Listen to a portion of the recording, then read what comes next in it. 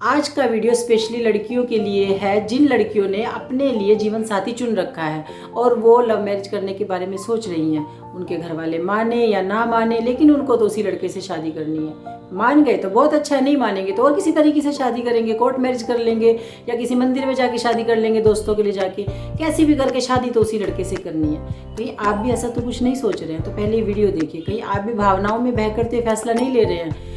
जिस लड़की की आज मैं आपको बात बताने जा रही हूँ उस लड़की से आप बिल्कुल रिलेट कर पाएंगे, क्योंकि उसने भी ऐसा ही कुछ किया था। आज की जो कहानी है वो सीमा की कहानी है। सीमा एक बहुत ही रईस परिवार से बिलोंग करती है। उसके घर में हर काम करने के लिए नौकर चाकर लगे हुए हैं। उसने कभी भी घर का काम नहीं किया था। अब उसकी पढ़ाई पूरी हो गई थी तो वो जॉब कर रही थी किसी कंपनी में। जब वो जॉब कर रही थी तो वहाँ पर एक लड़का भी जॉब कर रहा था। उस लड़के के साथ में उसको प्यार हो जाता है और धीरे धीरे करके सीमा फैसला लेती है कि मुझे अब इस लड़के के साथ में शादी करनी है और मैं इसके साथ ही अपनी पूरी लाइफ स्पेंड करना चाहती हूँ।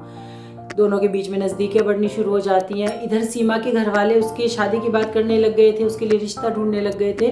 तो सीमा अपने घर में अपने पेरेंट्स को बोलती है कि मैंने अपने लिए एक लड़का देख रखा है। तो जब सीमा के पेरेंट्स को पता चलता है तो वो उसकी सोचते हैं कि चलो ठीक है, जो हमारी बेटी ने पसंद किया है हम उसको देखते हैं।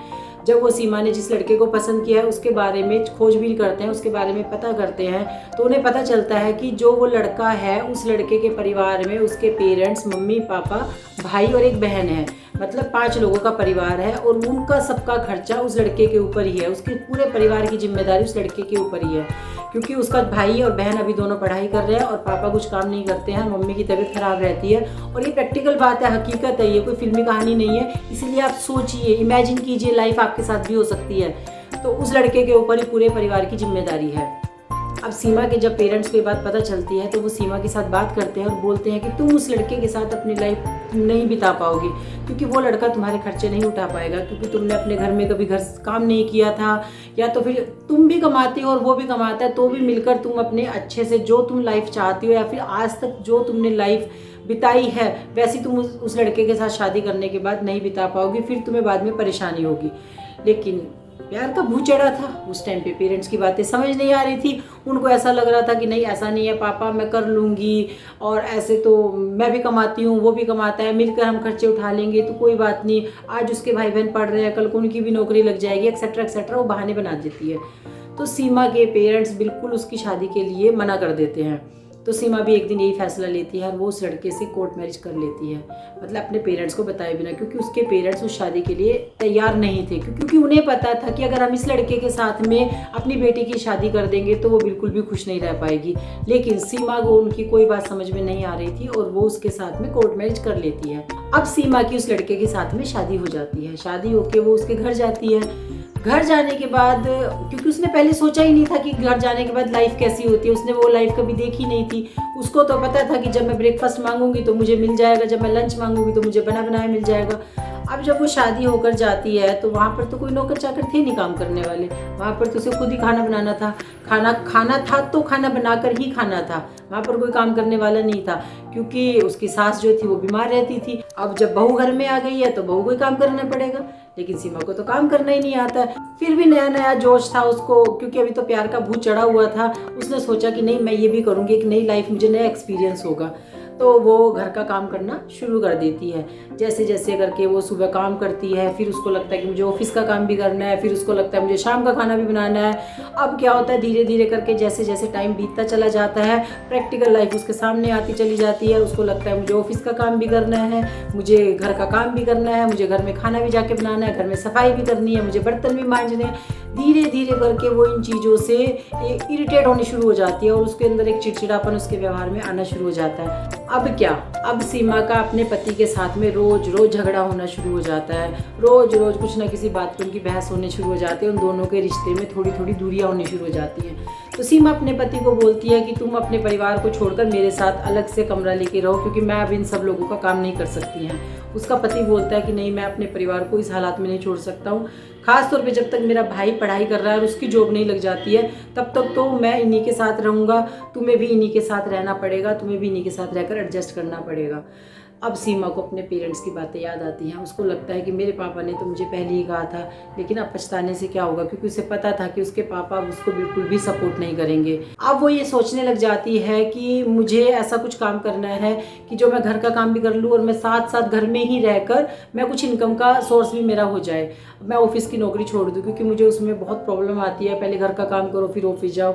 अब वो इस बारे में सोचने लग जाती है, तो वो अपना दिमाग दौड़ाती है। फिर उसको दिमाग में आता है कि मैं ब्यूटी पार्लर का कोर्स कर लेती हूँ, जिससे कि मैं ब्यूटी पार्लर का कोर्स करके मैं घर पर ही एक कमरे में अपना ब्यूटी पार्लर का काम कर लूँगी और मैं अच्छी इनकम भी जनरेट कर लूँगी और मैं घर का काम भी मैनेज कर लूँगी।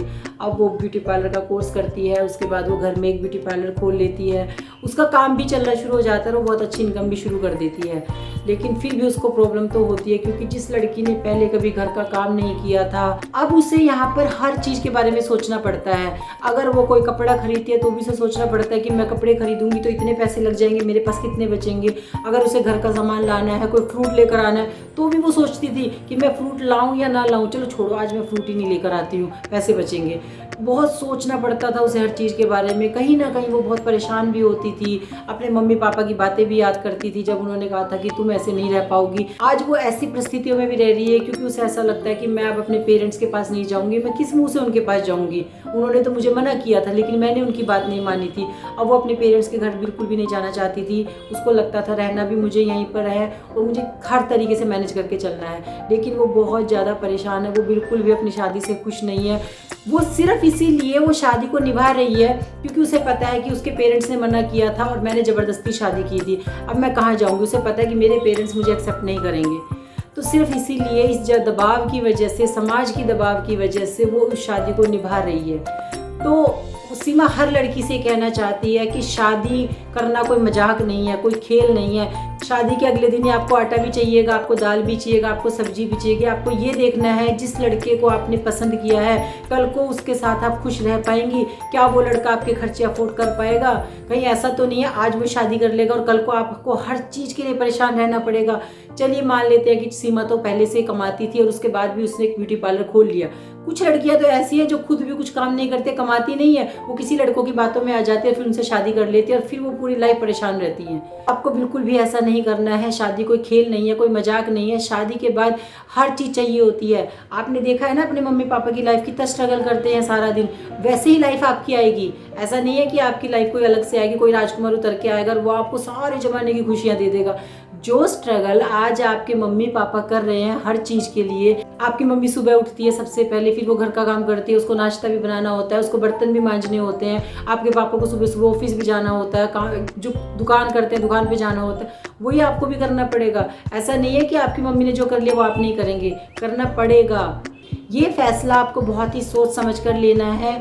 आपको शादी प्यार से नहीं चलती है, शादी के बाद खर्चे करने के लिए पैसे चाहिए होते हैं। पहले आप ये देखिए, अगर आप फाइनेंशियली इंडिपेंडेंट हैं या वो लड़का जिसके साथ आप शादी करने के बारे में सोच रही हैं, वो पूरे खर्चे, पूरे परिवार के खर्चे उठा पाएगा या नहीं उठा पाएगा। अगर आपको ऐसा लगता है कि हाँ, जिस लड़के को मैंने अपने लिए चुना है वो हर तरीके से कैपेबल है, वो हर तरीके से मेरे खर्चे उठा पाएगा, क्योंकि मैंने पहले भी कहा है शादी प्यार से नहीं चलती है, शादी चलाने के लिए पैसे चाहिए होते हैं, बहुत सारा खर्चा करना होता है। शादी से पहले भी तो आपकी तरह खर्चा करते थे, आपको सारा दिन कपड़े भी चाहिए होते हैं, खाने पीने को चीज़ें भी चाहिए होती हैं, तो शादी के बाद भी तो चाहिएंगी, तो वो कहाँ से आएंगी? ये सब चीज़ें सोचकर प्रैक्टिकली सोचनी है आपको ये सब चीज़ें, तब उसके बाद शादी का आपको फैसला लेना है। तो मैं हर लड़की से कहना चाहती हूँ, आपने अपने लिए कोई जीवन साथी चुना है, कोई प्रॉब्लम नहीं है, लेकिन अपने भविष्य के बारे में सोचिए।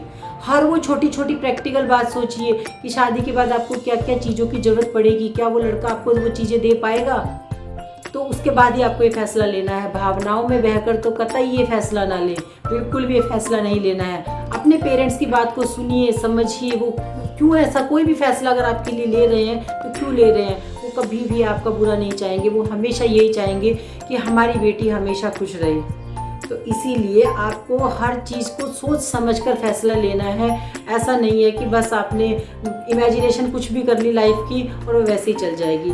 लाइफ में बहुत स्ट्रगल होता है, हर किसी की लाइफ में बहुत स्ट्रगल होता है। सब चीज़ों को सोचने के बाद आपको फैसला लेना है। अगर आपको वीडियो अच्छी लगी होगी तो वीडियो को लाइक ज़रूर करें, कमेंट करके बताइए कि आपको आपके क्या विचार हैं इस वीडियो के बारे में, और सबके साथ शेयर करें, अपने फ्रेंड्स के साथ में शेयर करें। जो लड़की ऐसा करने के बारे में सोच रही है उन सबके साथ शेयर करें, शायद उनको कोई बात समझ आए और वो गलत फैसला लेने से बच जाए। चैनल को सब्सक्राइब करे बिना बिल्कुल भी ना जाइए। Thank you so much.